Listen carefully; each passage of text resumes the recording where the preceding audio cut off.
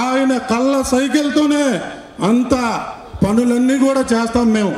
అలాగే ఆయన ఒక శక్తి, అలాగే ఆయన ఒక క్రమశిక్షణ, అలాగే ఆయన ఒక ప్రజాసేవకు అంకితమైన ధీరుడు.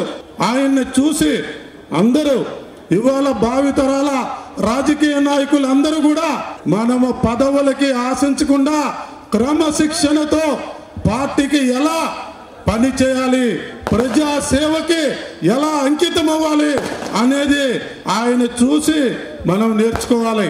అలాగే దూళ్లపాల నరేంద్ర కుమార్ గారికి ఆయనతో పాటు చేసిన అందరికీ కూడా నేను చెప్పామన్నా, పక్క రాష్ట్రంలో ముఖ్యమంత్రి అయ్యారు, మన రాష్ట్రంలో ఆయన కంటే జూనియర్లుగా ఉన్న వాళ్ళు మంత్రులు అయ్యారు.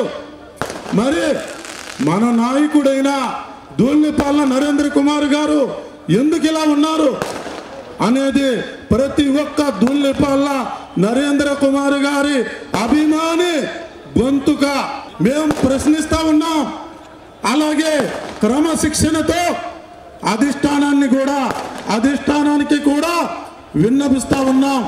అయ్యా సీఎం గారు, మా నాయకుల వారిని భవిష్యత్తులో ప్రజా సేవకి ఇంకా రాష్ట్ర వ్యాప్తంగా, జిల్లా వ్యాప్తంగా చేయడానికి అవకాశం కల్పించాలని వేడుకుంటూ నాకు ఈ అవకాశం ఇచ్చినటువంటి పెద్దలందరికీ కూడా నమస్కారాలు తెలియజేసుకుంటూ సెలవు తీసుకున్నాను.